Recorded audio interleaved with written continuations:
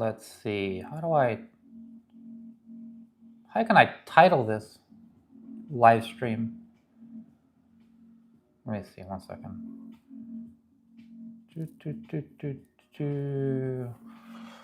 Well, anyway, I decided to do a quick little live stream because of 3-year anniversary of this channel. YouTube sent me an automatic reminder or whatever yesterday. So I was like, that was cool. I should do something special. So I have a box of samples that my friends have been sending me over the years. I have another box. I have samples galore. I have some bottles I can talk about. Let me see. No. What I want to do is, how do I title the live stream? I don't know. Oh, whatever. I guess I'll title it later. Do I have a chat going?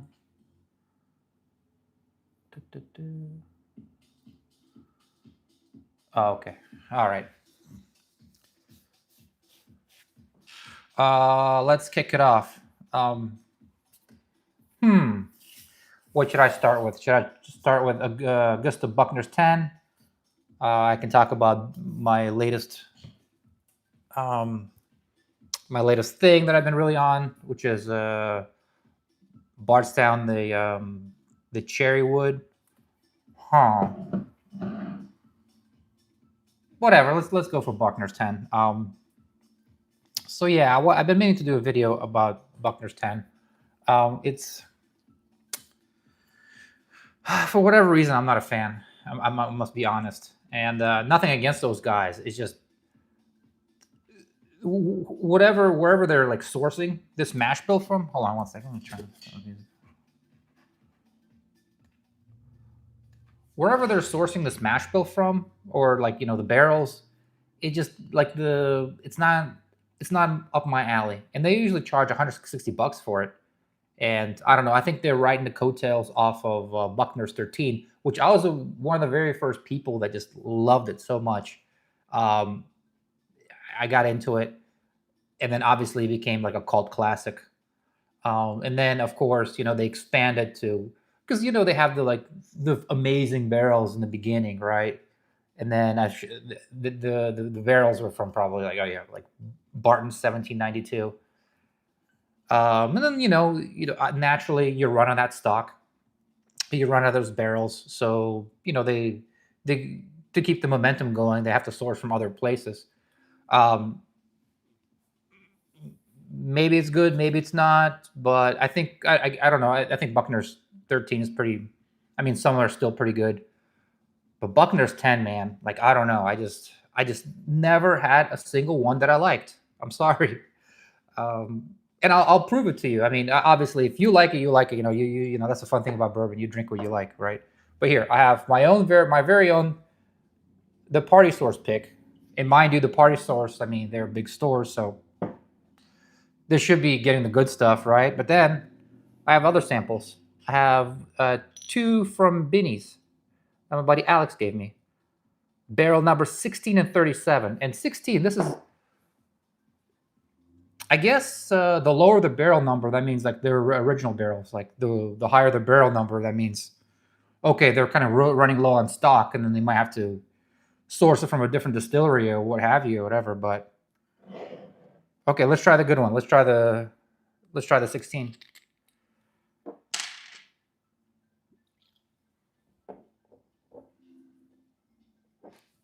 Even the color, I don't know, the color's a bit light. I always had a problem with it just because it's how should I say? It's just like too spicy, too rye forward, I guess.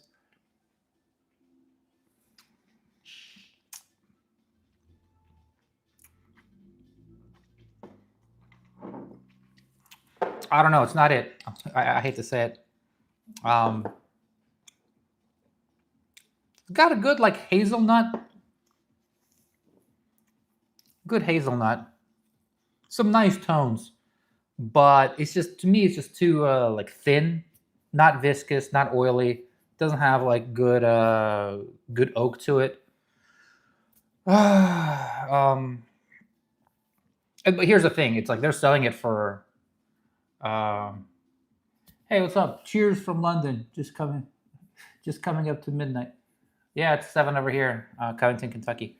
Yeah, so they're selling this for $160, and just because the bottle is cool and they're riding the coattails off of, the good stuff, right?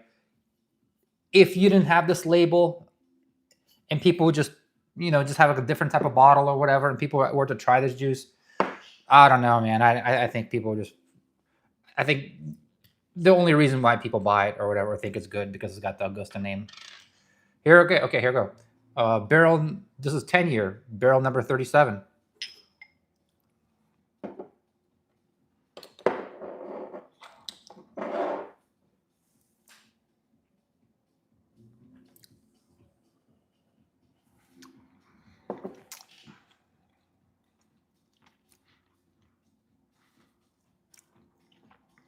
Yeah, this one's actually much better. It's getting there. It's like halfway there, but not like, not where it's at. What says, first stop drinking. It's bad for you, bro. Yeah, I know it's tough. Hey, I should post my what do you call it? My supplement routine. I got some good supplements that kind of made me feel pretty decent after drinking. So I think there are some hacks to it. All right, that's Buckner's.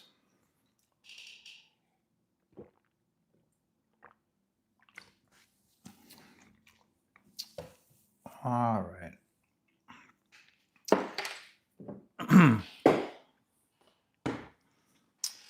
All right, what's next? How about I do this one?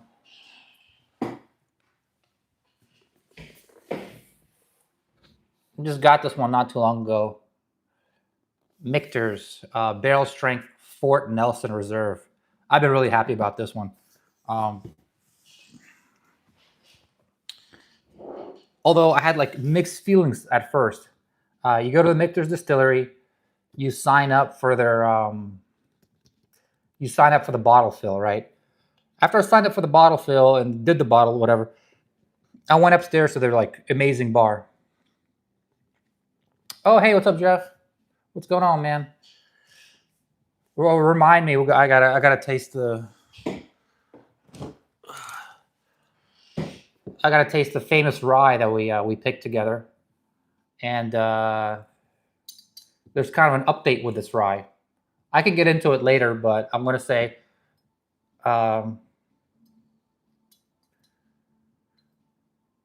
who is this? Nick Perez. Let's see. Oh yeah. So this barrel has been sitting in my closet, and then I had some ideas too, because like this is still the best. If you put this in blinds, this thing crushes it. It's just so good, and there's like a lot of ryes that I've been excited about lately, right? So I just decided to, why not just throw this in there in the blind and see what. And this just, no matter how nice of a rye you get, this one is just so good. And because I had this barrel, the barrel from this Jack Daniel's pick in my closet, it's really dried out. And I was thinking, just do like a science experiment. What if I pour some like other like younger like 4-year-old rye into it and like finish it? Because that's like, I would call that barrel the Ferrari of barrels, the Ferrari of rye barrels. Because man, this thing went on to do some awards. I mean, this is some legit stuff. Only problem is it was so dry in my closet for 2 years. I took it out and like the hoops start falling off. It's kind of start coming apart. I kind of try to piece everything back together. I put it in the shower. It just been soaking it with water, just soaking it over and over like for days. And it was like leaking like a sieve. And I thought like, okay, this barrel, never mind. It's just decoration. I'd have to like move on, try something else. But with persistence over time, it was still leaky like a little over like 2 or 3 days. It it starts to like stop leaking. It starts to sweating a little bit, maybe a couple drips here and there, and I think it's gonna work. I think it's just rehydrating itself. Um, yeah, let's see how it goes. Alex gonna be coming over to my house in a few next week. We're going to this old Forester pick. He's bringing some old Overholt 4-year 114. Maybe we're just gonna dump some just okay a few bottles of rye into that barrel, and just because not to invest too much money into that project, just to dump like 5-6 bottles in there, wait a week, sample it, make sure the barrel does not have like some funky dust off notes or whatever, right? And if it's good, man, maybe we'll for real dump like maybe 20, 30 bottles or something like that in there. Put it in my basement, let it age. I mean, age, it's not technically aging, it's called, finishing. Yeah, it's my basement. The climate is there, very stable. I got to check the humidity, because the humidity is going to determine whether that barrel going to gain proof, or lose proof.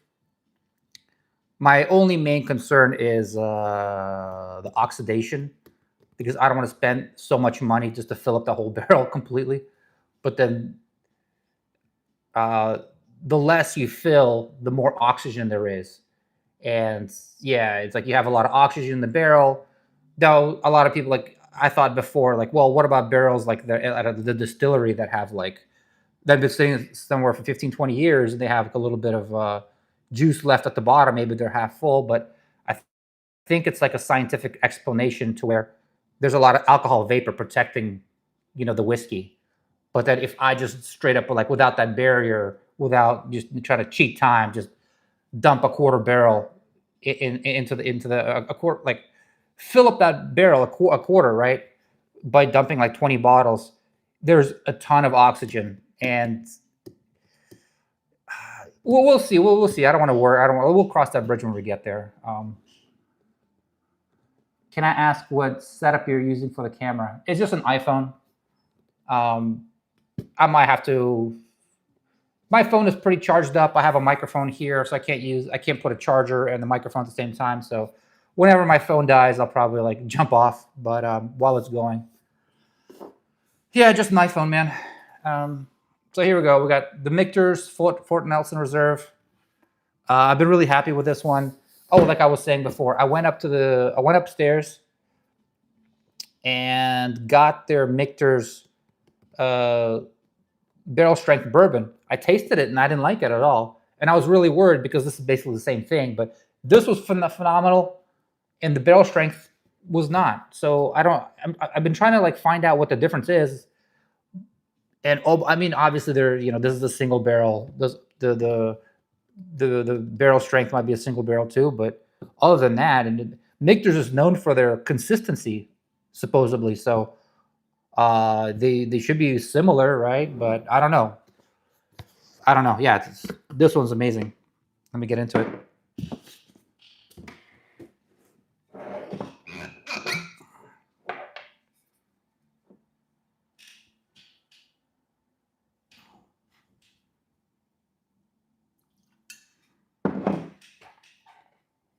Oh wow, yeah.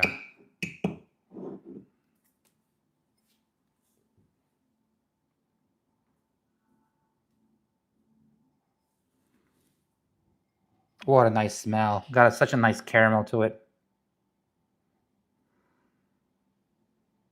Yeah, wow. Not much ethanol at all, even though this is 113.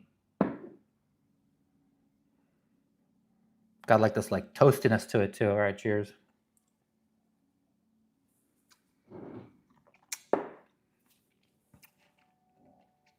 Yeah, wow. Yeah, this bottle's dangerous, man. Incredible. And the finish too.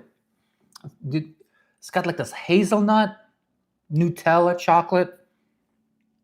Got a good amount of like dusty, like an old funk to it.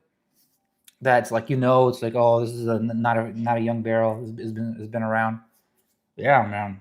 This one's solid for sure. I highly recommend anybody goes to the Michter's Distillery.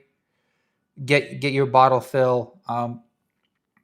The experience is whatever. Like the whole time, what you're doing is you're just putting stickers. They take you to the back. You write your name or whatever, and you just put stickers on it, and then the actual bottle fill. I thought like, oh, cool, is going to be it's going to be more. I don't know. It's going to be more to where like you see the actual barrel, and you actually like you do something that's more I don't know, free flowing, but basically the bottle fill is just you pull a lever and it already has like an amount that it will fill for you or whatever, right? It's not there's nothing. You don't actually I mean you do fill the bottle, but like everything is like almost going to like a theme park. Everything's already done for you. So you can't overflow, you can't do anything, just put it there and just they don't even have the barrel in front of you. It's like they have a wall full of like decorative barrels and just like a pipe comes out of the wall and the actual barrel is somewhere else in the basement. So if you're wanting like an actual authentic experience of like filling something yourself, then you're not going to get that. But this is, I mean, the juice is great. So there's that.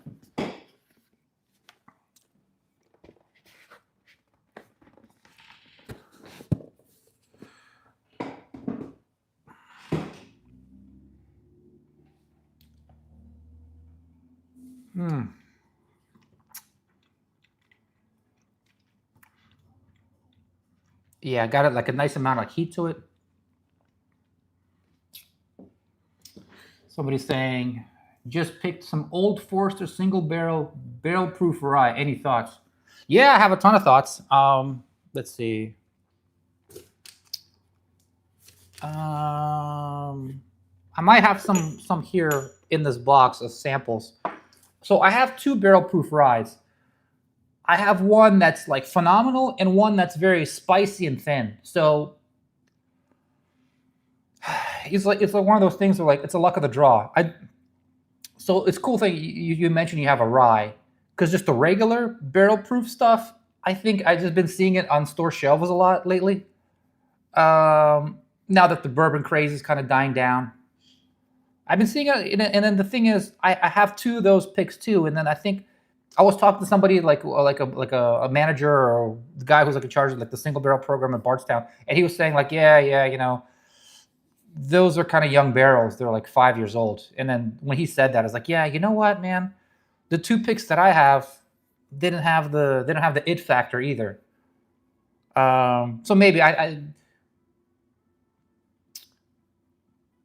my thoughts is that a lot of distilleries they got complacent during a COVID and any kind of barrel proof, any kind of like that's not the most typical vanilla product. They will get sold out right away. So they kind of just get complacent, just start putting out younger and younger stuff, just to like, oh hey, people are going to buy it, so it's a business, we've got to make money or whatever. And I think there's a lot of like stuff out on the store shelves right now that's like not great or kind of young or whatever. So, but it's going to change. Um, as the market's slowing down, age statements are creeping up.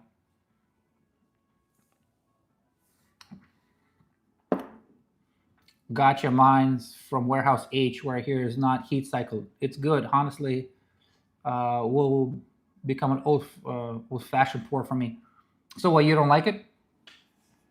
Um, or you like it? You said it's good. Yeah. I mean, the bottle that I have, like I have two ryes. There's probably more here that I haven't even tried yet. Let's see. Okay, here we go.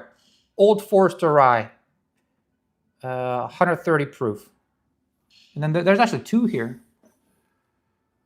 I got some interesting ones. I got A. Smith Bowman Cast Strength, 135 proof. I got Jack Daniel's Twice Barreled Heritage Rye, 2023, 100 proof. Triple Down something whiskey. Oh, Triple Down Light whiskey. Okay, yeah. You know what? I've haven't been into light whiskey lately.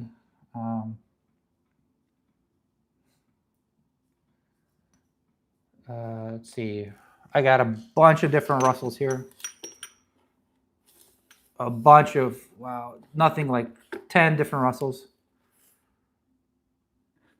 Okay, here we go. Oh, it's not a rye though.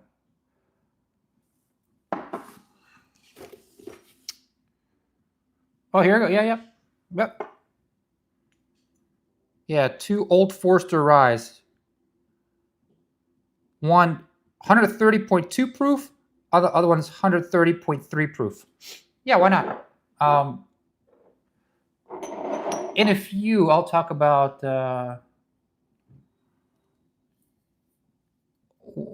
something that I've been really sipping on that I really like lately. It's these two. Bardstown rye that's been finished in cherry wood. It's 6-year-old rye, which is pretty cool. These are kind of like my favorite ryes, aside from which one was that? Aside from oh yeah, the sweet rye.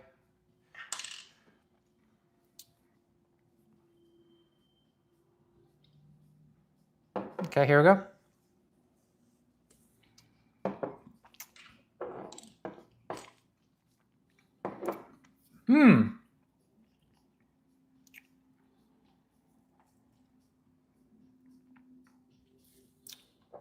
Yeah, you know, this is what I think about Old Forester rye. It's got some spice. It's got some complexity. It's got these like sharp rye notes that's not for everybody. Not for like if you're not an experienced rye drinker or whatever. If you just like sweet bourbon, like caramel, the typical bourbon stuff, it might put some beginners off. But if people like rye and then like complex, like just dark smoky notes or whatever, some sharp, some herbal or whatever, I think the Old Forester rye could be like really rewarding. As a matter of fact, we're going on I think our Old Forester pick is Friday, but we're doing the 100 proof bourbon. I'm teaming up with a charity, and they're taking most of the bottles. I negotiated about like 40 bottles for like me and my friends.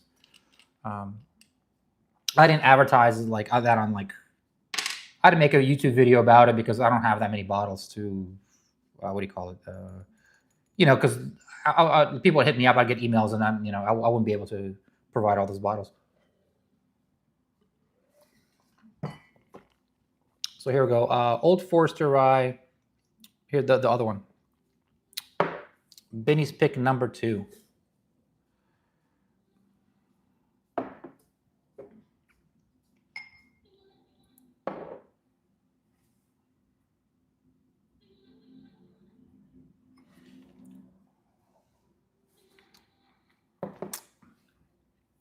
Oh wow, this is a good one. So creamy, thick, rich. Damn. Okay. Okay. Yeah. Some Old Forester bottles, man, they're legit. I have to say, really good. So yeah, good job, Old Forester. All right, moving on. Yeah, let's talk about these Bardstown.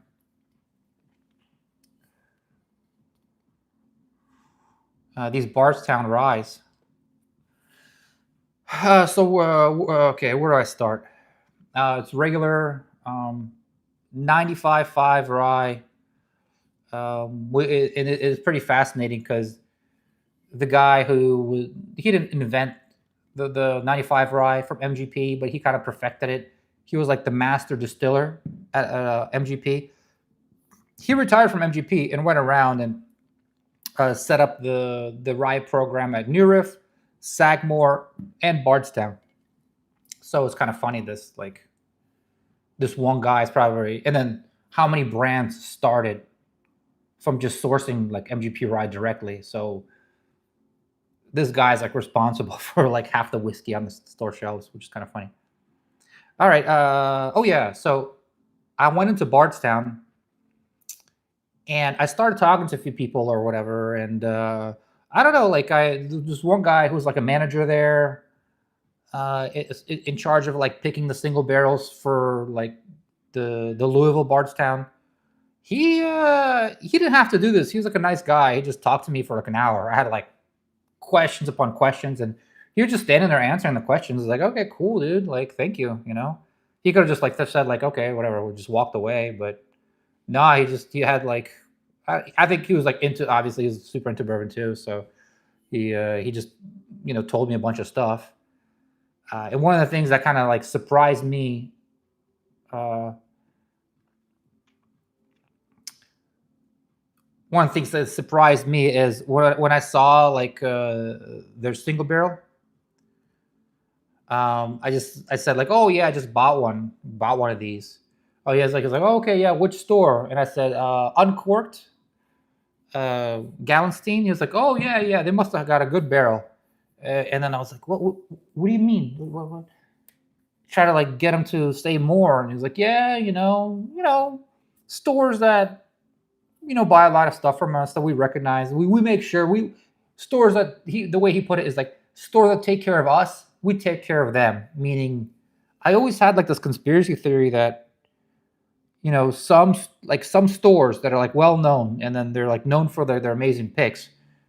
It's like, how can you be known for like incredible picks where like anybody can go down there, right? And you have like 4 options. It's not like you have the whole Rick House to try. So how can you be known for good picks? And then that's kind of like put the two pieces, put the pieces together. It's like, okay, well, some people just get like random barrels just rolled out, and some people, if they like you or they recognize you or whatever, you buy a lot of stuff from them. I think they make sure you have like a good honey barrel, and then that's what kind of he confirmed, that like, yeah. So it is what it is. I mean, I'm not gonna say like that's how they do it for every distillery.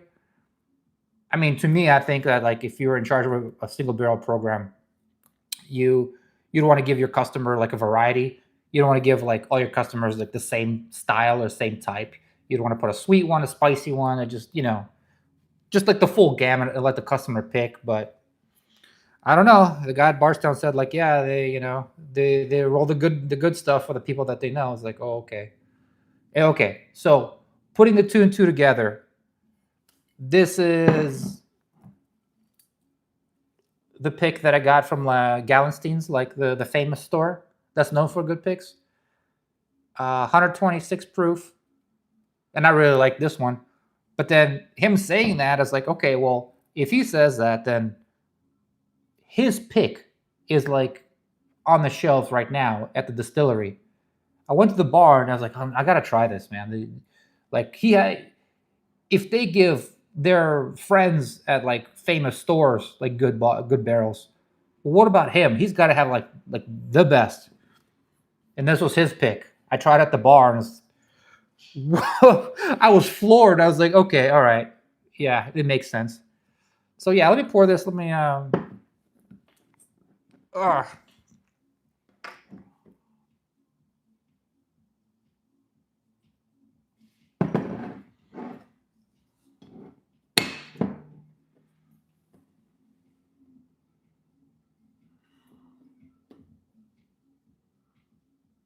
Hey, what's up, Scott? Yeah, man. It's how would you call it? The 3-year anniversary of the Bourbon Chronicles, me doing my channel. So I thought I'd just jump on, do a little live stream, taste some picks or taste some samples.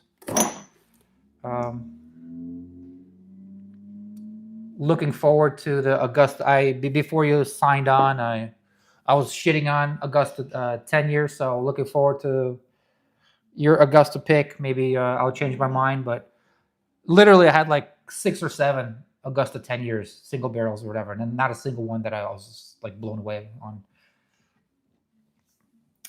Oh yeah, thank you.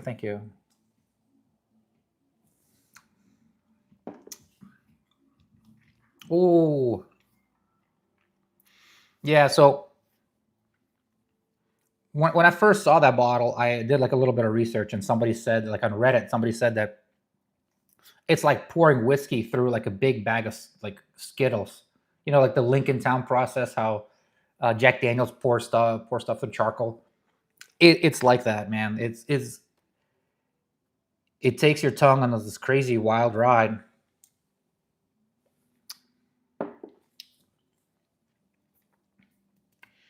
Yeah, fantastic oak. Tons of like really high quality, good sweetness. Like cherry tobacco. And the funny thing is, these two are different. Like, so both 6 year. Oh, and by the way, here's the thing that's surprised me.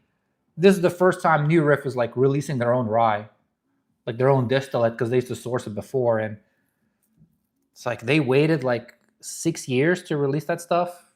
Because I thought they're like distillers are just desperate to get stuff out. Because you know Bardstown was like putting out like 3-year-old stuff or 4-year-old stuff, or they're putting out some young stuff. So I mean, maybe they're well capitalized. They got like investors, big investors, or they're not hurting for money. So that's cool, you know. So yeah, okay, winter warmer. If you're in Louisville, I would, if it's still there, I would 100. I mean, this is a $70 bottle plus tax. I know it's expensive, but I would 100% get that. And then on top of that, I would definitely go next door to Green River. If you're into Green River, just get that store pick as well, because that one's like I usually not a big fan of Green River, but I tried it like a little bit and I was impressed. It was really good. All right, here we go. This one is Toasted Cooper Society, number 8.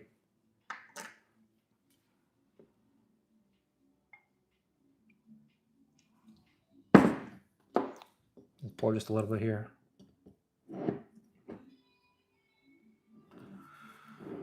I got a comment here. Anyone have any recommendations for bourbons to try for a beginner? I've only ever drank at 80 to 90 proof. Speyside Scotch.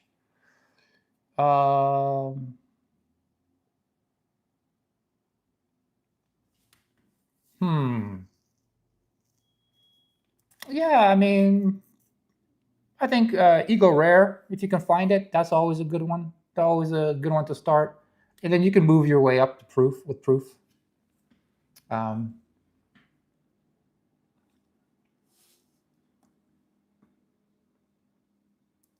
Maybe, you know, I would even say,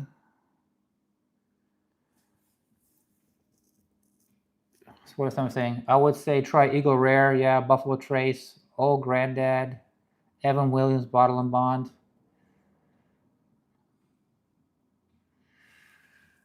Yeah.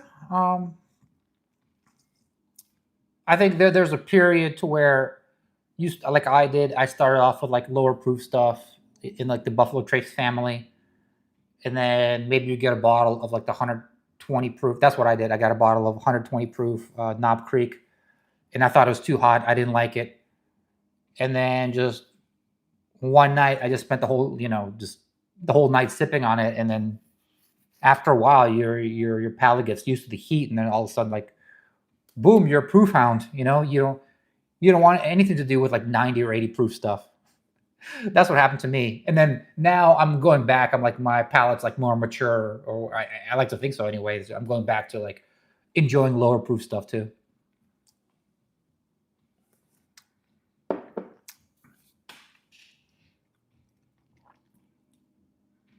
Yeah, wow, okay.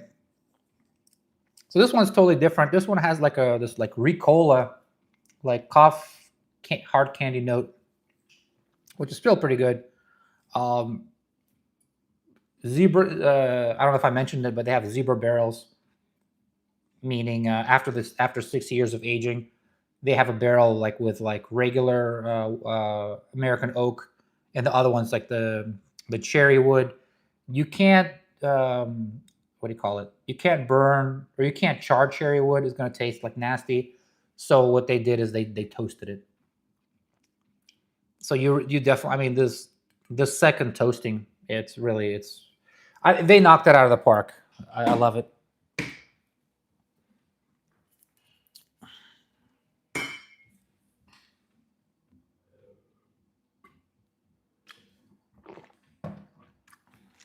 All right, moving on.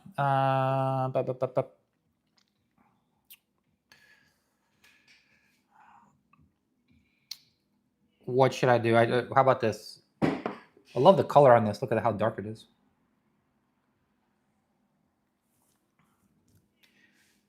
Jack Daniel's Twice Barrel Heritage Rye. 2023, 100 proof. I'm a little afraid I'm not going to get the subtle nuances because I've been drinking like higher proof stuff because I'm just all over the place right now, but why not?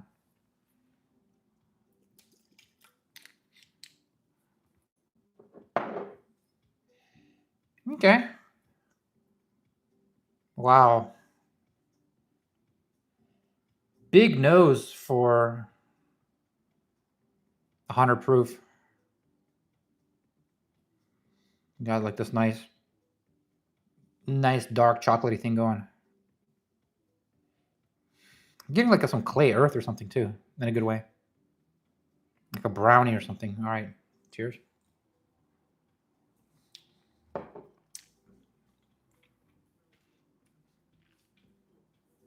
Ooh.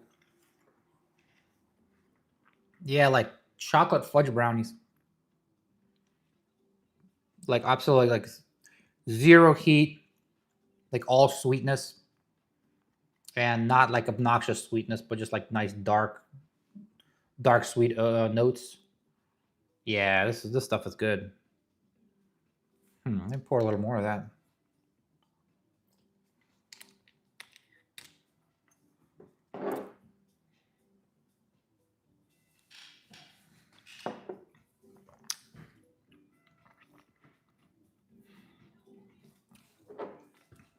It's like 100 proof, but the flavor, wow.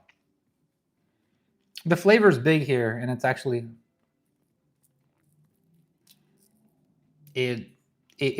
oh yeah, it's nice. Drinks way more flavorful than 100 proof. That's for sure. It's really nice. Let's see here. What do I got?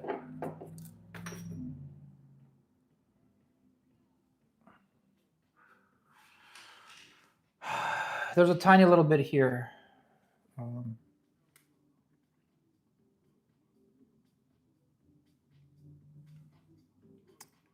Willet 11 year, 130 proof. Just a tiny little bit left. Here.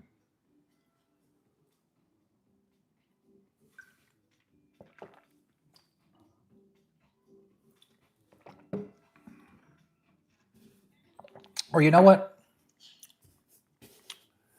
I don't know.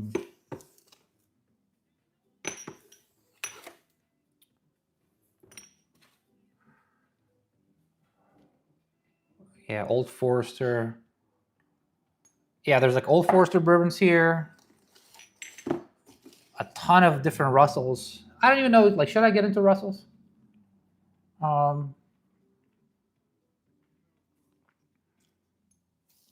I don't know if I like. What do you guys think about like just Russell single barrels now? I think I'm a little over them right now. I used to collect them. I used to be a big fan. When my buddy Alex came over, we had like a 16 bottle Russell blind. But now to me, that like because their price kept going up, kept creeping up. Says, oh my God, Steve Zissou. Yes, Bill Murray. Oh, dude, you know what?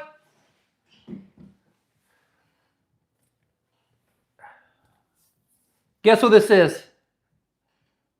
Bill Murray. That's funny you should mention it.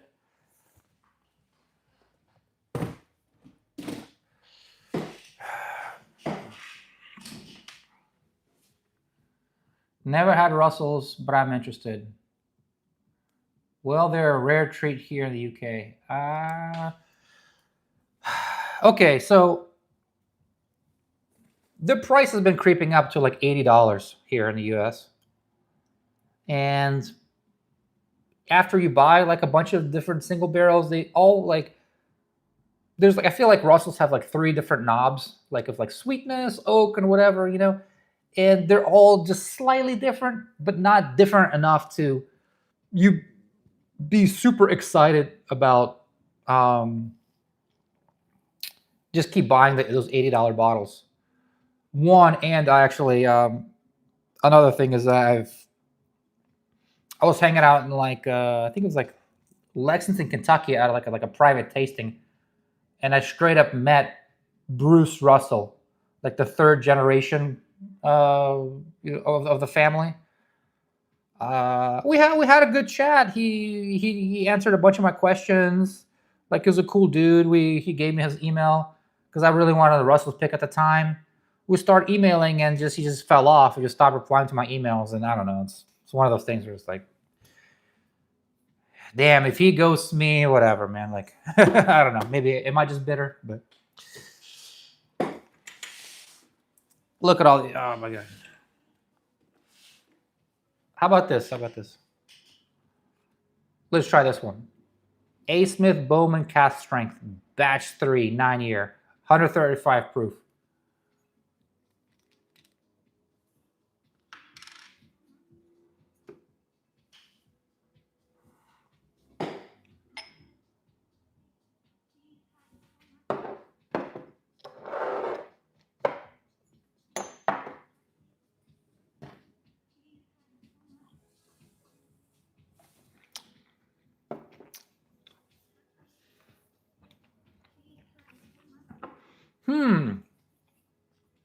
Oh, by the way, I think their lottery is going on right now.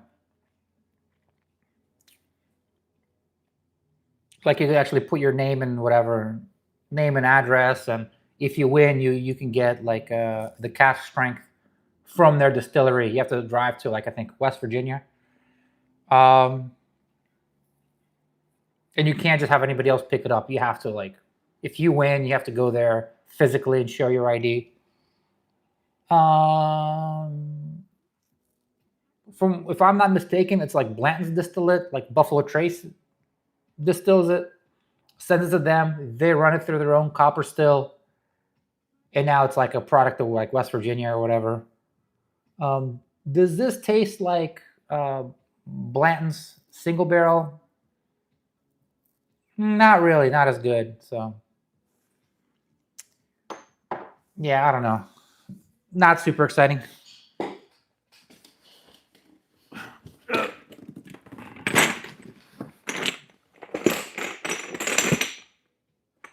Look at all these.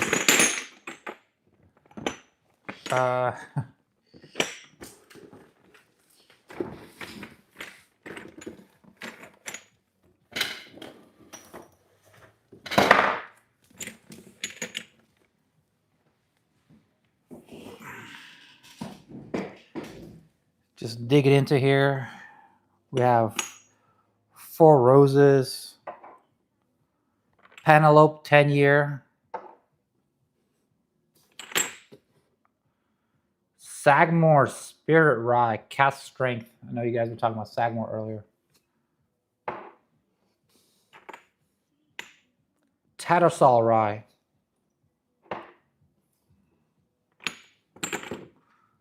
Found North Batch 1. 23-year corn. It's got a lot of details on it.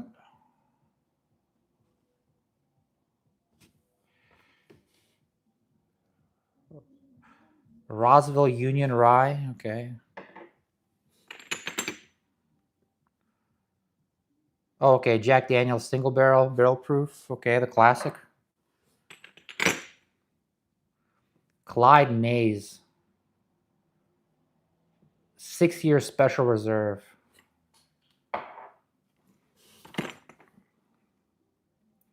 Okay, here we go. Oh, this is a good one.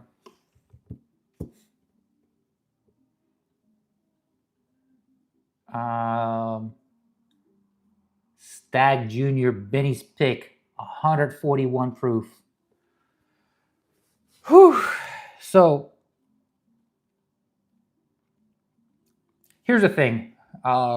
Proof hounds like me used to just like the higher the proof, the better, as always, right? And what is like everybody's favorite like bourbon, Stagg Jr., at least mine, one of them, is like, okay, 141 proof. This is going to be better than what do you call it? Like George T. Stagg. I don't know. People tried it and then it wasn't as popular. People said it was just okay. So I'll try it again right here. Let's go. But still crazy though. Crazy to think like this is 141 proof Stagg Jr. There was something not like 100% like something off about it.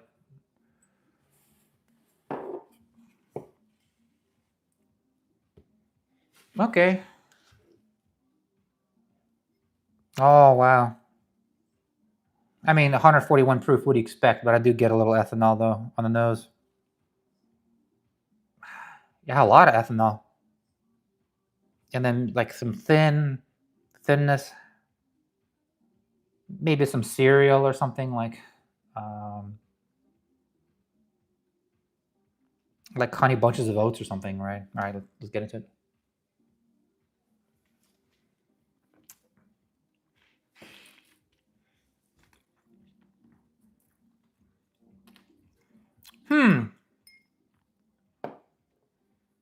It's heavy on the spice. It's heavy on like the rice spice. Heavy on the spicy forward, but not. It's not very rewarding. As in like just like not good enough like sweet and oak and caramel. So I don't know. Yeah, not. I'm just gonna dump the rest out.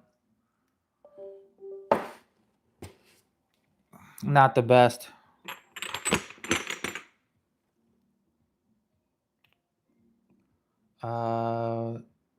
I can't read it. Something rye Fibonacci blend #1. You guys know what this is?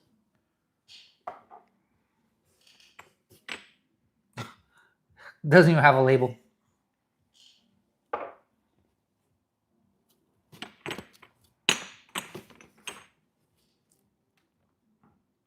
Millium and Green Unabridged Volume 1.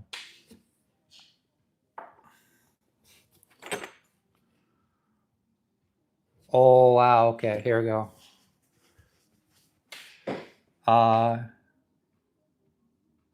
This is a classic right here.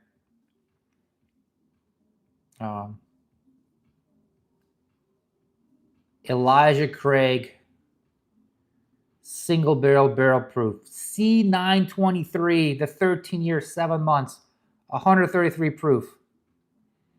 And Alex here wrote the code at the bottom because there was like a big controversy about like these codes being different and blah blah blah, and there's a lot of conspiracy theories swirling around, and they're just like and then the Heaven Hill responded, these codes are just like the dump date because they put it in a big tank, and then one day they dump a portion, another day they dump a different portion, so whatever. I don't know. It's funny though, like it's like a lesson of like the power of suggestion and like with human psyche. You put like a different code and people start to think like, oh, this is different juice or this something's a little different. And then they start tasting the same exact juice and they're like, oh yeah, it's different. One's better than the other, The bottle code conspiracy is still alive and well. Yeah, I don't know. All right. Yeah, because like Alex, I had the other code or whatever, and I gave Alex, and Alex tried it and was like, yeah, yours is better. Yours is blah blah blah. I was like, and then the Heaven Hill came out like it's the same shit, man. We just dumped it on different days. Yeah. All right, here we go. Let me try the classic. I bought 2 bottles back in the day when I went to the Evan Williams gift shop. They're gone now. So, but it's cool that I think when I first heard about it was on that YouTube channel, Mash and Drum, Jason C or whatever he's like in Ohio. He's like right next to me. And he was saying, yeah, like 13 year, yeah. All right, here we go. Cheers. And then this is probably like the best expression of Elijah Craig barrel proof. Has there been? I mean, maybe is there like maybe a single barrel that's better than this? I don't know, but as far as what I can tell, this is like the best Elijah Craig barrel proof there is. Here we go. Cheers.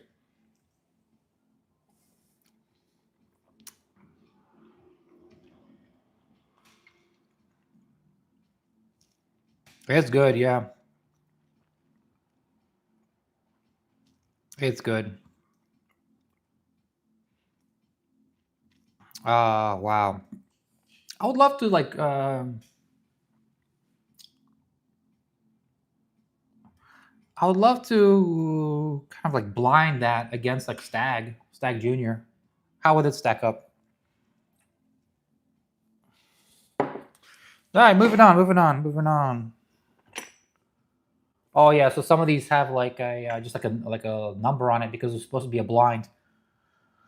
And I did the blind, and I didn't even put out the video because honestly, there was like it was like I think it was like my first year doing the bourbon channel, and I was what I was saying was so off about it, and then I was just too embarrassed about it, so I just like okay, whatever, I just scrapped the video. But when I saw the what these actual bottles were, like there were some like somebody hooked me up. They were really good stuff. There's some of the like expensive bottles, so but I think I lost the key to it, so all I have is like 4 and 5. But I think some of it was like E.H. Taylor barrel proof rider or no barrel proof whatever, you know, like that type of caliber stuff. Oh, okay, here we go.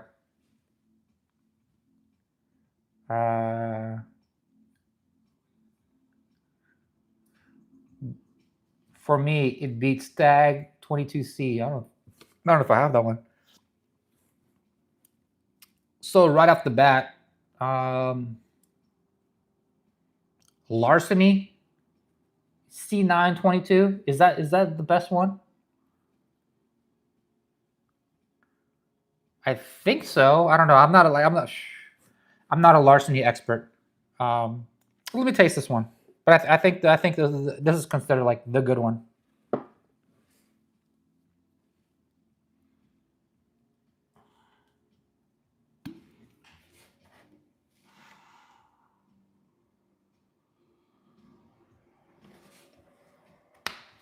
The funny thing too, like during COVID, anything cask strength would like be like, unless it's like awful, unless it's I took it back downstairs. Unless it's just like pure trash, anything cask strength would be like completely sold out. So now I see Larceny is just sitting on the shelf. Yeah, I don't know. Like these, I mean, I know they're weeded. I know it's Heaven Hill. But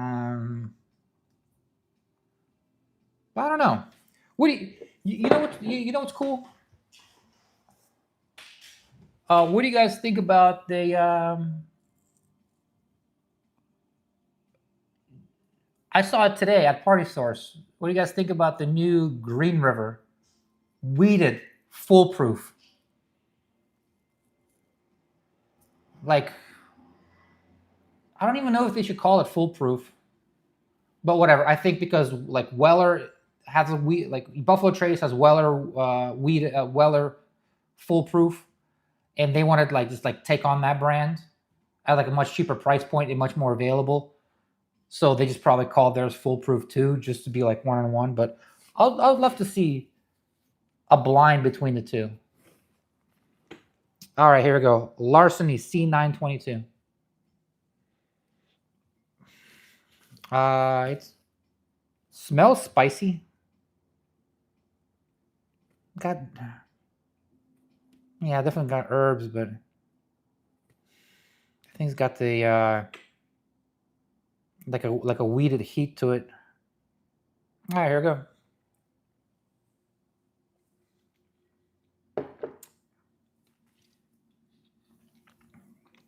Mmm. This is a solid pour. I'm getting like clove, spices, some late caramel.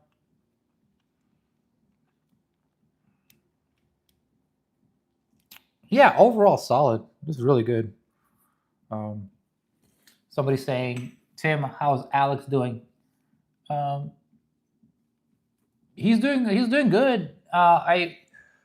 He's coming to my house in a couple of days. He's coming here Thursday, and we're gonna make the most out of it. We're doing a barrel pick on Friday, and we're hanging out all weekend. So I gotta like stop slacking and actually make a list of videos that I should shoot, because like usually, like, a friend comes over, I make one or two videos, and then after that I just start just like sampling stuff and just having fun talking or whatever, and just like whatever, like don't get as much content out as I wish. So I got to get like a list of things, a list of content, and stick to it. Be more strict, be more disciplined. He's coming Thursday. He's taking a day off of work. He's driving from Chicago. I don't know if he's gonna bring a bunch of old overhauled rye to dump in my freshly stoked barrel. If he does that, that's cool. We're driving to Louisville, doing some bourbon hunting, and getting to the Airbnb. Airbnb has got like 4 other guys, and Scott, who was on here earlier.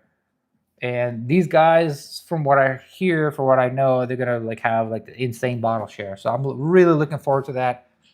I think Alex is gonna bring a Michter's 20, I believe. We'll see. We'll see what else he has, but it's gonna be a blast. It's gonna be amazing.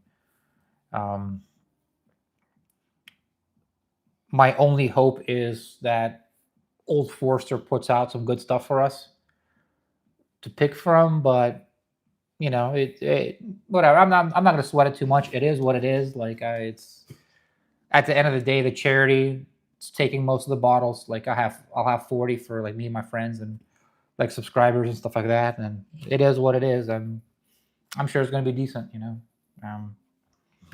So yeah. Moving on. There's a Jack Daniels. I don't know. I don't feel like Jack Daniels right now. Jack Daniels Bottle and Bond, the Travel Edition, 100 proof.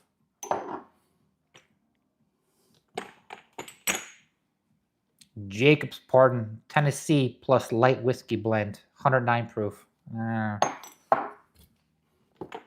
Not in the mood for light whiskey.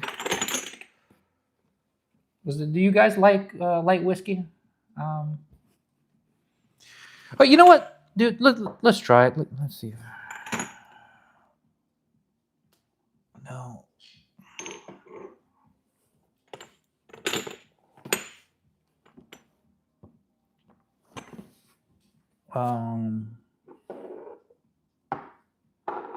Jacob's Pardon. Where was that light whiskey? Because I wanted to make a comment. Oh yeah, here it is. Yeah.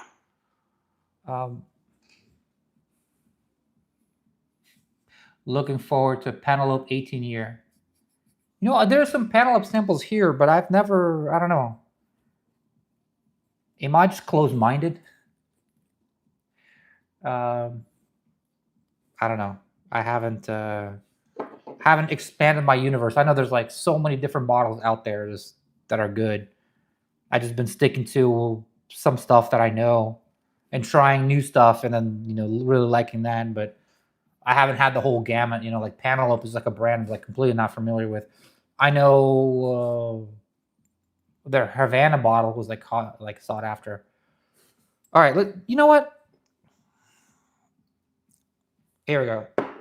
Jacob's Pardon.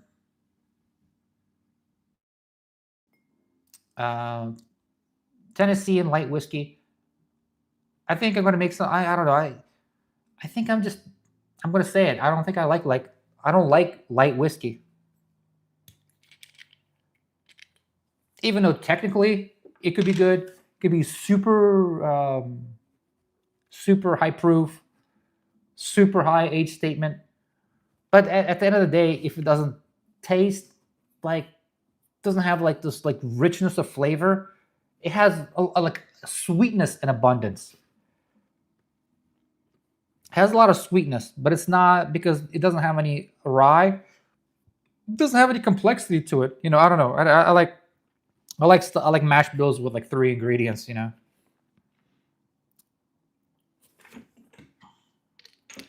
If something is just like pure sweetness, but then it has like a one-trick pony.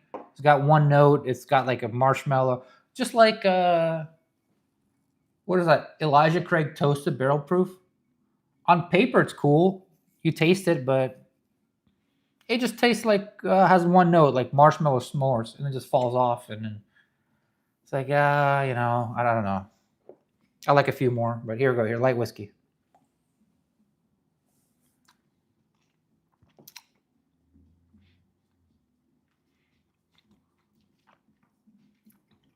Oh, this one's not too bad,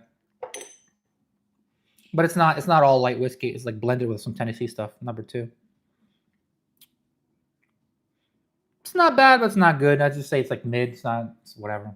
Well,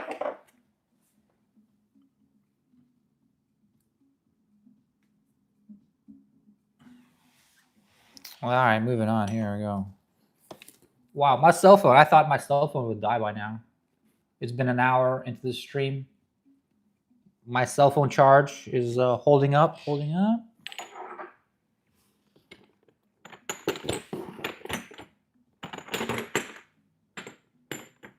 ECB P20 2B.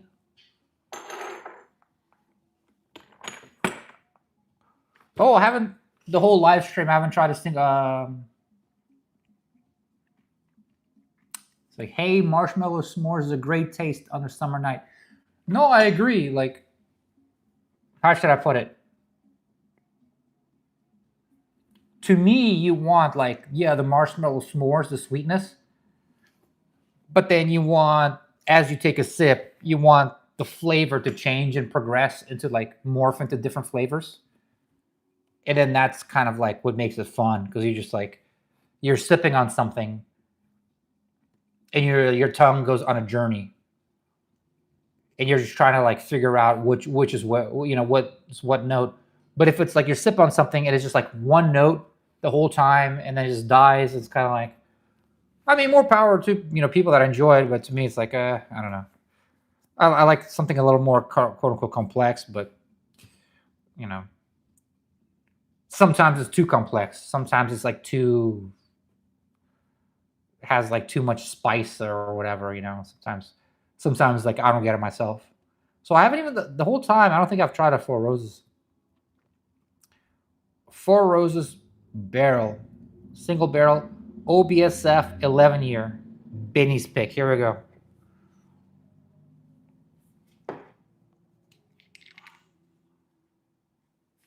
Oh, a little stopper came out.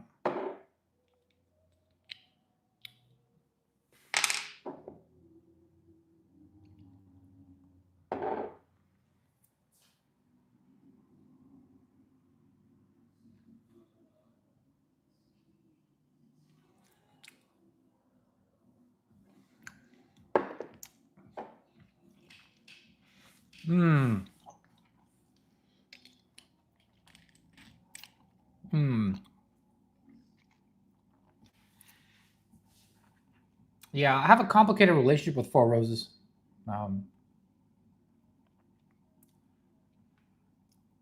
Like their medium or bottom shelf stuff, or just their regular stuff.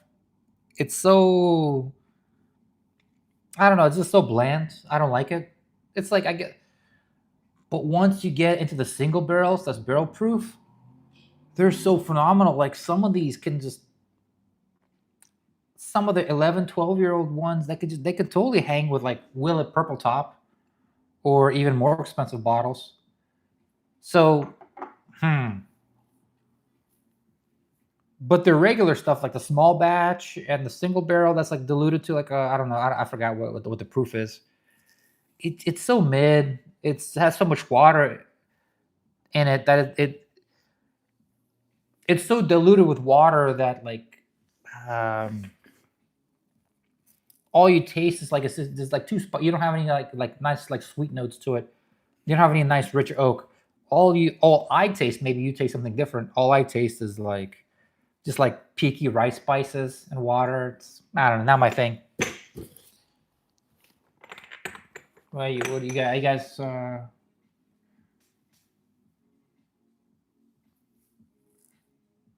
and first thing in the morning is the way to adopt the smoking Pete.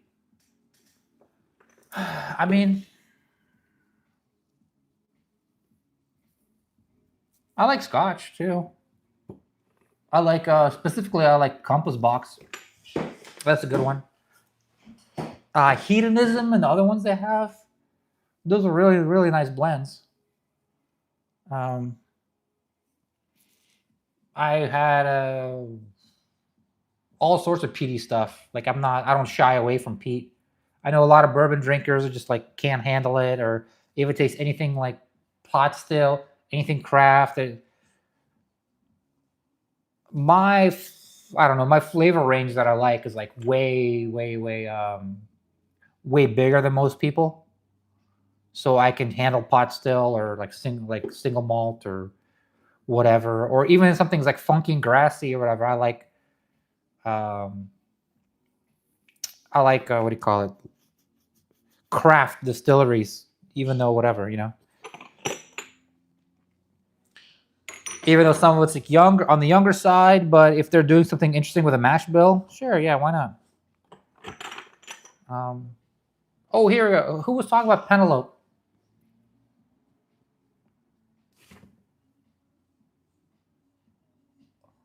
Penelope 15 American Light Whiskey, 128. Okay, let's see how.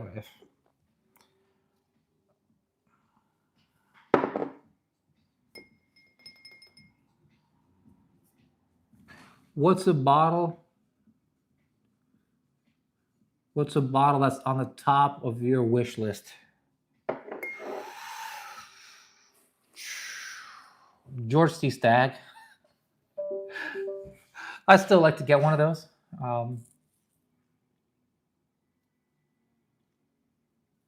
Yeah, like a George C. Stagg. I mean, King Kentucky be nice too, but I don't want to shell out like $1,500. If I'd have like a little extra, like some extra money, whatever, I'd totally do a George C. Stagg. That's for sure. Just partly because my wife just like respects that, you know, or just really likes it too. So you know.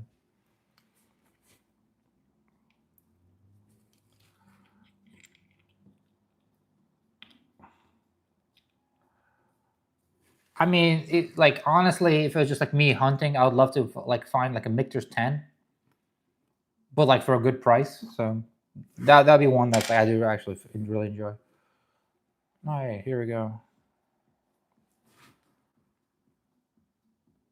All the shit talking I was doing that like light whiskey is just like a single note. They're very like simple. Here we go. Penelope 15-year American light whiskey. Here we go.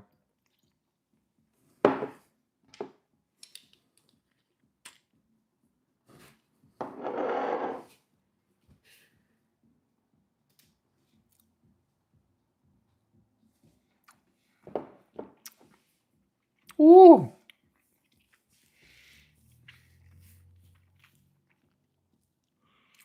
Intense amount of sugars. Jesus.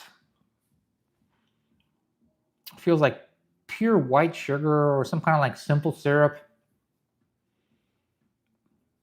with a nice like finish of pink cotton candy. It's nice. It's nice. Still to me like kind of like a one trick pony. I would like to see like a little bit of rice spice, a little bit of oak, a little bit of something, you know. It's got to be like a symphony, not like just a one instrument. But hey, I can respect it. It's good.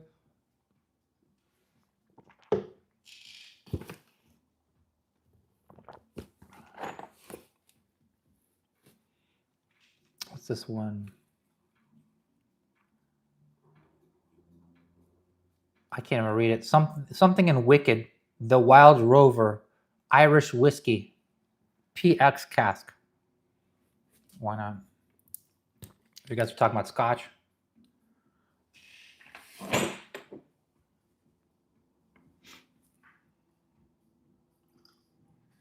I hope this really doesn't like mess up my palate for like a bunch of other stuff.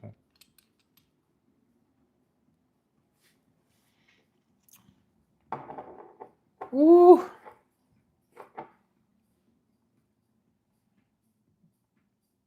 Irish whiskey.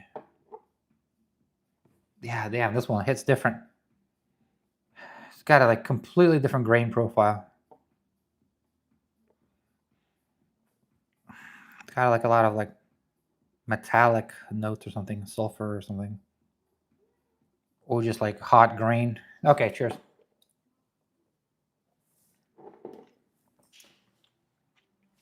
Mmm.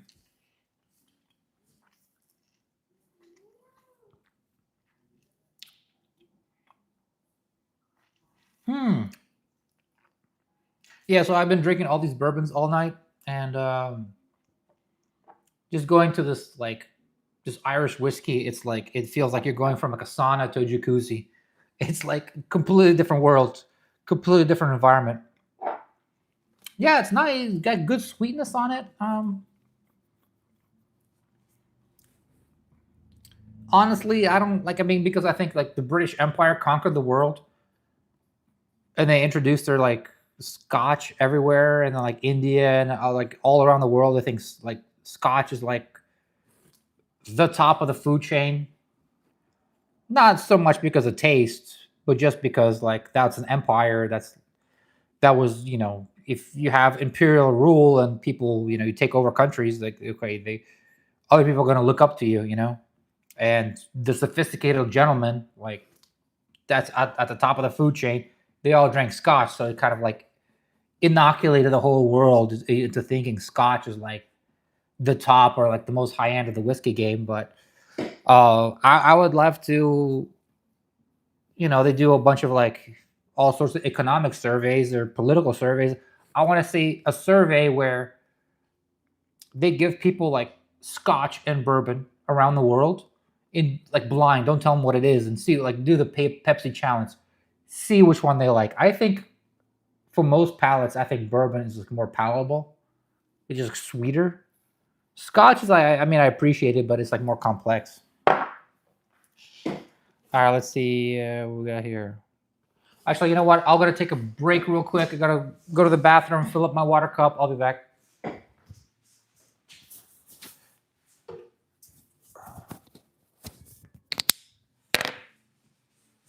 What's up, Amy?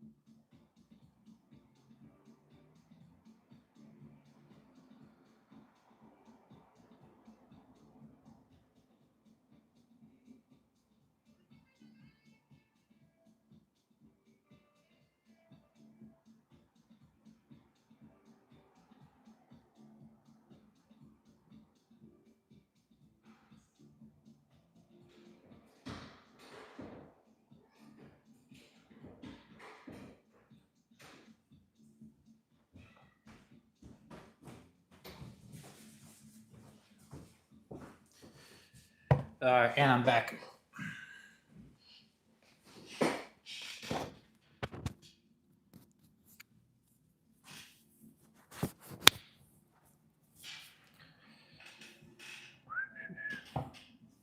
All right, let's do a few more. Let's dig into these box of samples.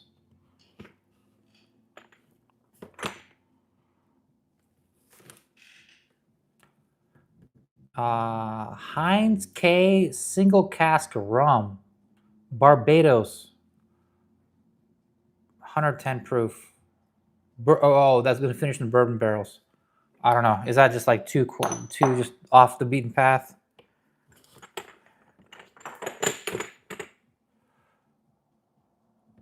Redwood Empire, Emerald Giant, cask strength. Oh yeah, let's do this one. Why not?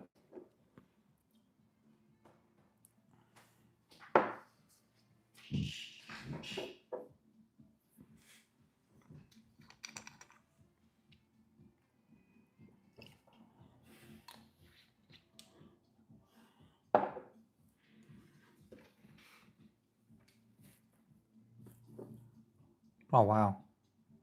Oh no, never mind. I had scotch in this Glencairn, and that's why it's like messing up the smell now.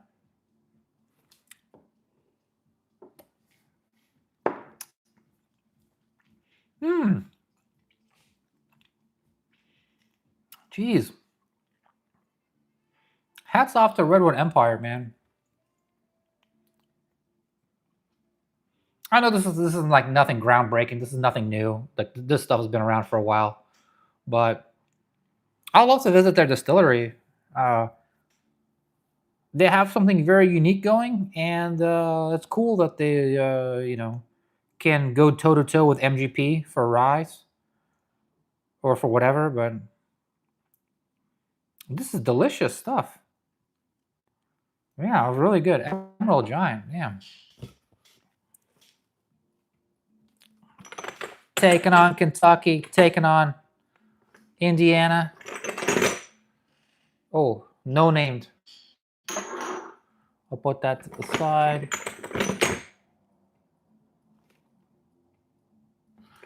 Jim Beam Black 7-year. No, thank you.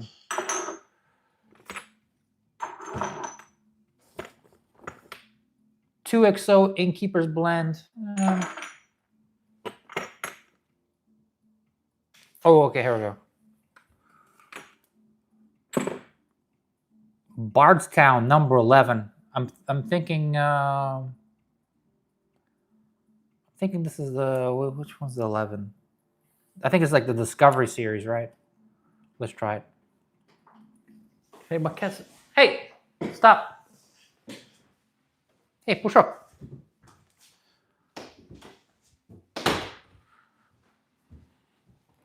My cat was tearing up the couch. Tell him to get the fuck out.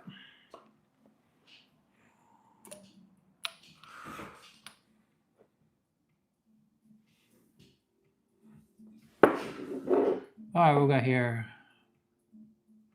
What's a bottle you've tried recently and was really unexpectedly surprised by? Silver Springs. Have you had that one? Silver Springs Sweet Rye. It's crazy. Like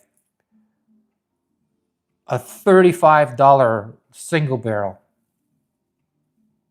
Now it's from like that company in Tennessee, but if you do some research, they don't tell you where they sourced it, like but it's rumored that New Riff distilled it, right? And they aged it for 4 years in Kentucky here in Covington, and then they took it, and then they aged it 2 more years, and they're like hot Tennessee rick houses. Oh, you have picked up 2 bottles. How do you like it? What's the proof on those? Like, because I have 120 proofer and I one, like 100. No, I'm sorry. Take it back. 118 and 117.5. That's what I have. Both are bangers, but the 118 one is it's a little special. I reached out to them. No luck for a pick. They said they put me on some list or whatever. All right, Bardstown 11.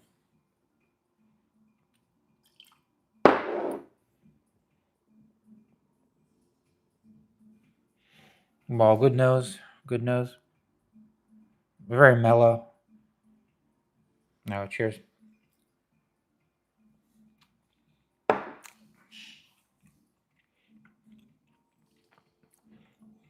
Oh God. Something's off here. I'm getting like sugary, damp wood or something. But I think it's not supposed to taste that way. I think it's this is how the bottle was, and it had like a lot of air. So I don't know. I think it just it lost its like original. Yeah, it's like it's almost turned into a dusty, as in like it doesn't taste the same way it probably as it should. It was getting into like this very like oxidized area. Um, I'm sure it was good. That's an amazing bottle, but mine's oxidized.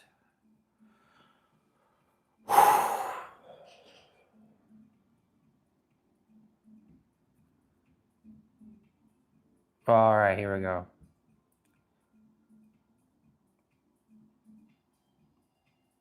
I've got the 114 proof 6 year and talking about Silver Springs. They have a as low as 114.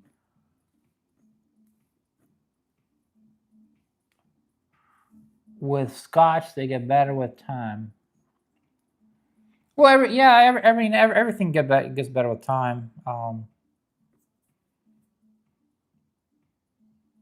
My issue with Scotch is like a lot of the times it's very low proof. I think they can bump the proof up for sure.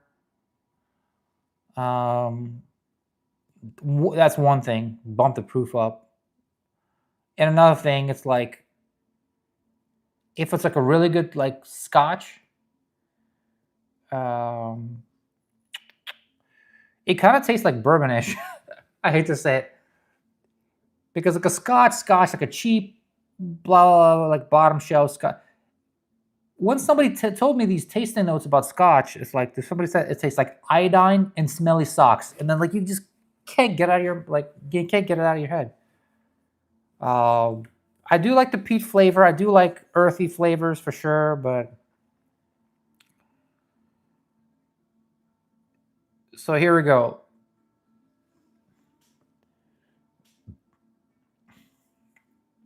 Four Roses single barrel OBSO, 10 year. Ooh, 124 proof. Only thing here, it's a Costco pick. I don't know what that means, because Costco usually doesn't do picks. They just do once they have single barrels, it's like distiller select, meaning they can dump the nasty stuff on Costco. Just tells them like they don't pick anything. Like how many can you get of Russells or Four Roses? We'll take them all. Distillery knows that, and they just like maybe some barrels that nobody's been picking. They just get rid of them and just dump it on like Costco or Walmart or whatever. So let's see. One of my favorite stories is I had like a Russell Reserve that I bought from Costco, and I opened it up and it tasted so bad. It was horrible. And then I double checked and I was like, oh, it's not even like a Costco pick. It's like a distiller select, meaning like, wow, they just dumped the worst thing on Costco. And then like I picked it up and I felt like such a fool, such a mark. But then it became my favorite bottle. It was one of those miraculous bottles that like once it opens up, you have a couple of those nasty pores, you have the neck pour or whatever. Once you get some oxygen in there, it became really sweet and juicy, and it was a good one. All right, here we go. Four Roses Costco pick.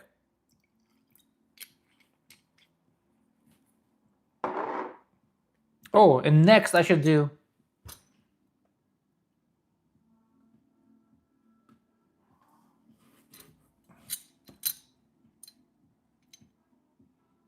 Yeah. Somebody said, I heard Silver Springs is a newer distillate. I think so, yeah.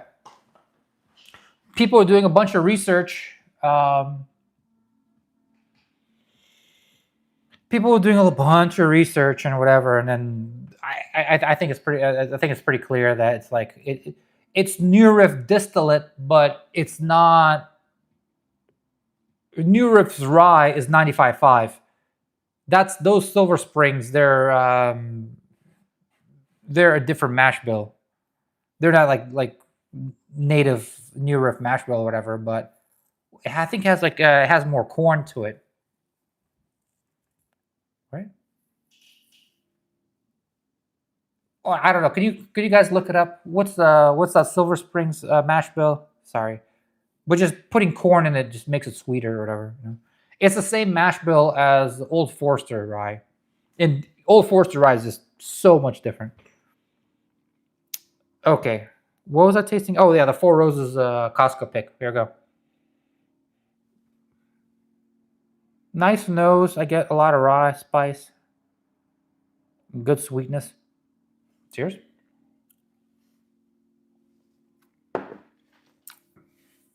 Oh.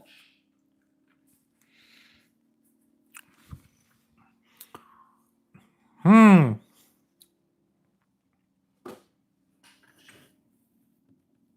Yeah. Legit. Costco did not disappoint with this one. Damn. Yeah, it's really good. I'm gonna pour this one out, but really good. Um,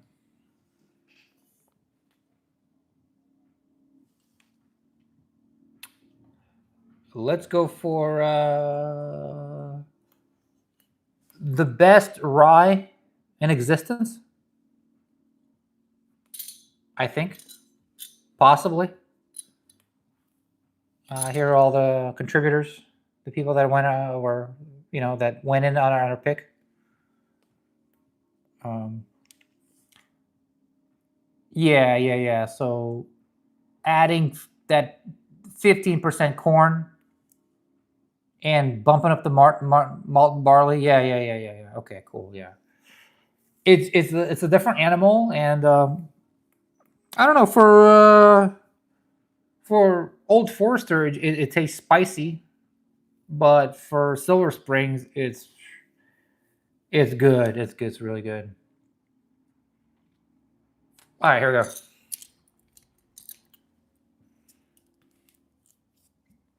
Oh, I'm sorry. I'm forgetting your name. You're Randy, right? Um, and Randy, you got a couple bottles of this stuff, right? I don't know if it's so many. I don't know. We're getting drunk tonight, boys. Well, I'm trying to sip on water. I'm trying not to like get too plastered here, but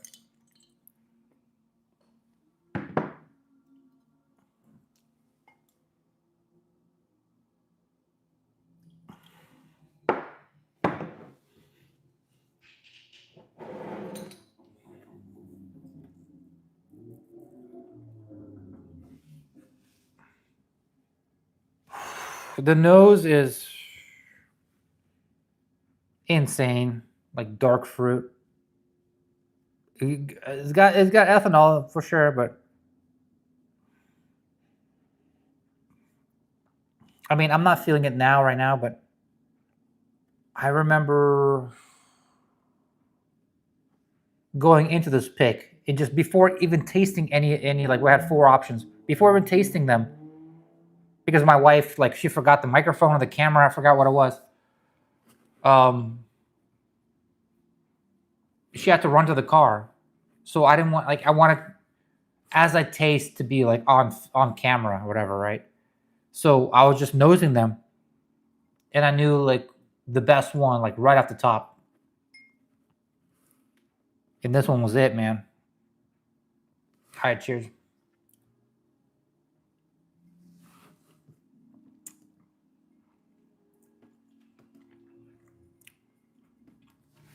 The bottle is this one. This is a Jack Daniel's single barrel rye. As you can see here, this is like our pick.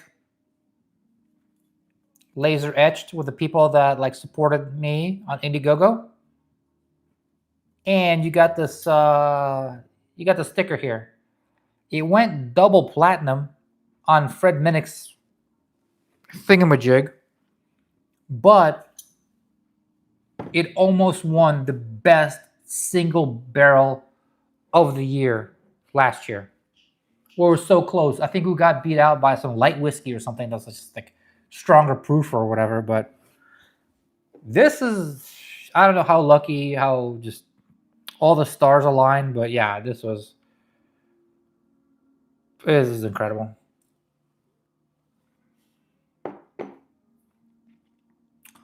Whew.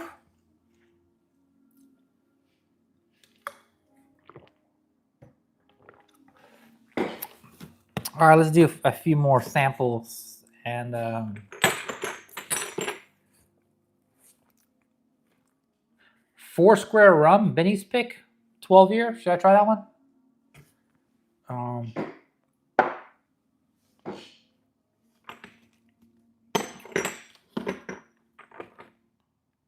Jacob's Pardon. Yeah. Ameris something number 3 whiskey, 142 proof.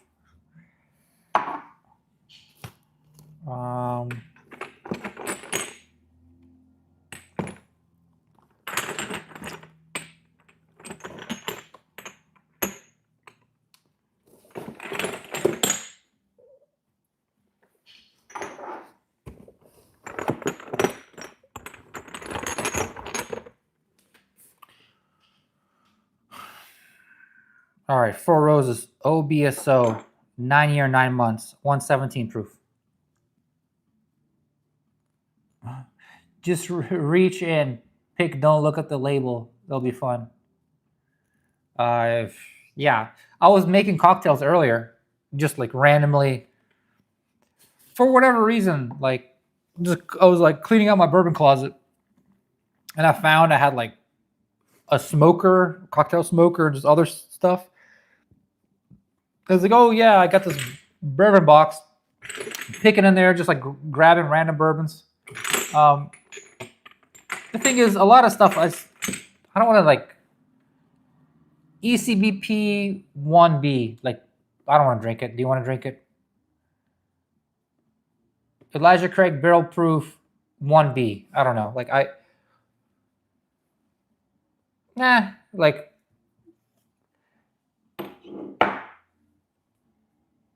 I have a Booker's a little bit left, but it's probably oxidized. I'm trying to pick out like there's because if I was just to grab a random bottle out of here, it'd probably be like this. A lot of them just like Elijah Craig something other. But I want to keep it interesting. Oh, okay. Here we go. New Richmond Rye Cask Strength or Four Roses Single Barrel. Although, you know what?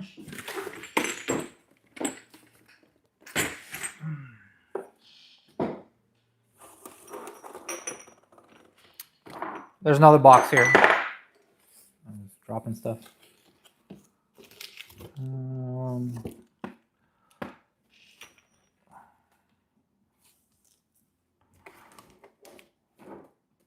So look at all these Russell Reserves. It's nothing but Russell Reserves.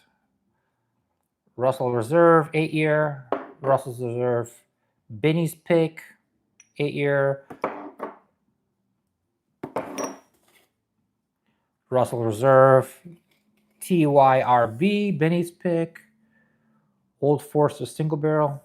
You know what? Like, how about this?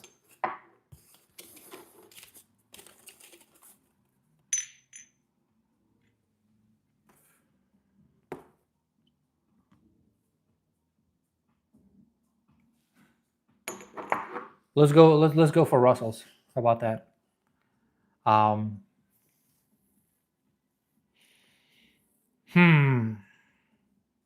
Like as I was saying earlier,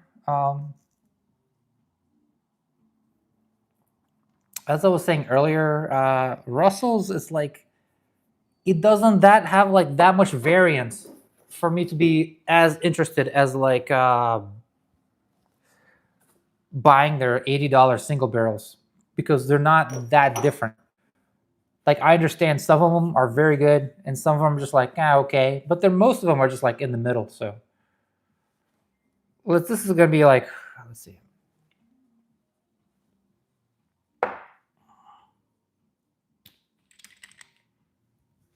Why not? Let's do a Russell's. Here we go.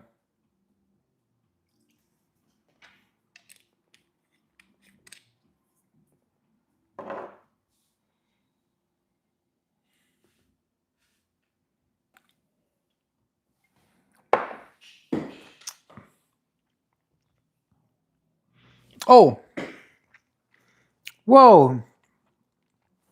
Oh, Russell's not supposed to taste this way. This is a really unique one. It's so sweet and sugary. It tastes like damp wood. I don't know. It's got like a very unique funk to it. I just got done saying that like all Russells taste the same, but this one was like, whoa, completely different. Here, I'll just do another Russells just to double check.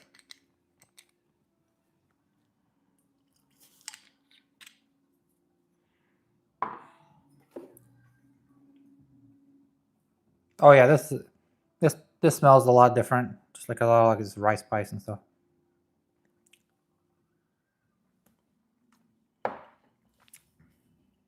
Okay.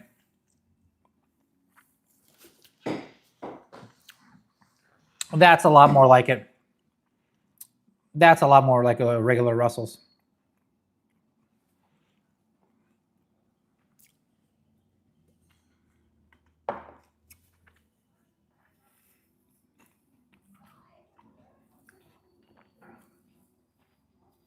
Yeah, it's decent. It's nice.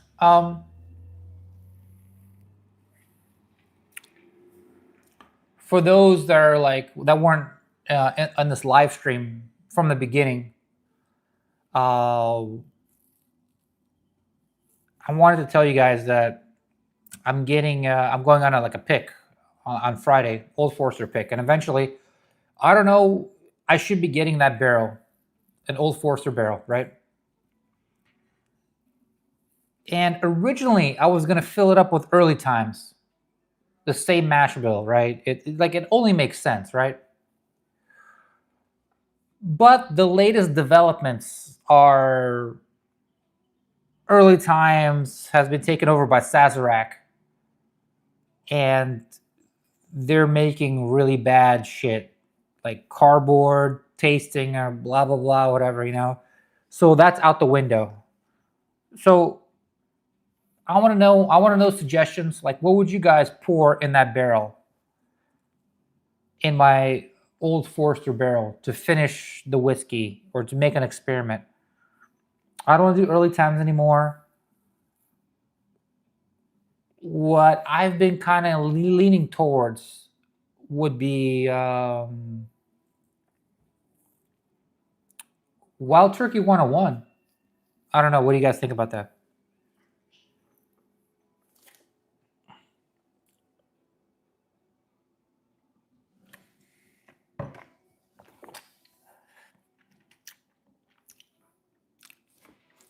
All right, let's do one more and call it a night. We got a Russell's. Oh, okay, yeah. This one would be a good one to end the night.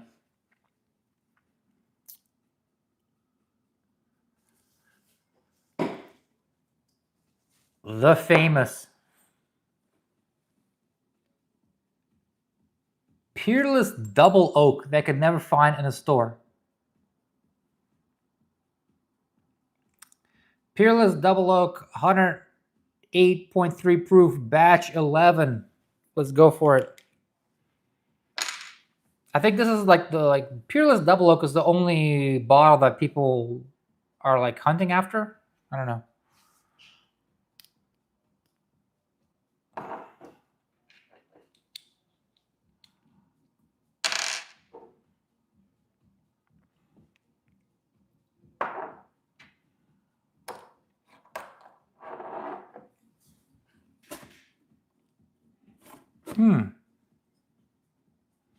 Taste. Oh, it smells. The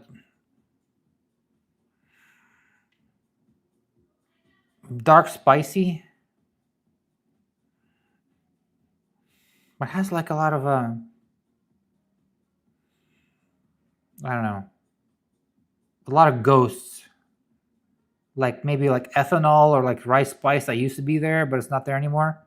Maybe because like this bottle has oxidized a little bit. That means it does have a lot of oxygen. All right, cheers.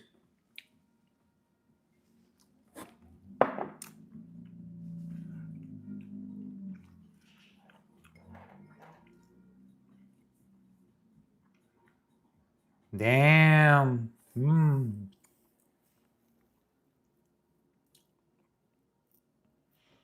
Yeah, I can see why Peerless's Double Oak is like the hunted, the rare bottle that people want to get. It's good. Wow. So much sweetness, like this amber, this molasses. It's so full. No, nothing bad. Nothing sticks out as sharp. Well rounded. Wow. All right. Well, I've been going for about like what, an hour and a half, 102 minutes. I think he's gonna call it a night. I'm gonna head down to Old Kentucky Bourbon Bar, do some chatting, hanging out with some people. But happy 3-year anniversary of Bourbon Chronicles. See you guys later. Bye bye.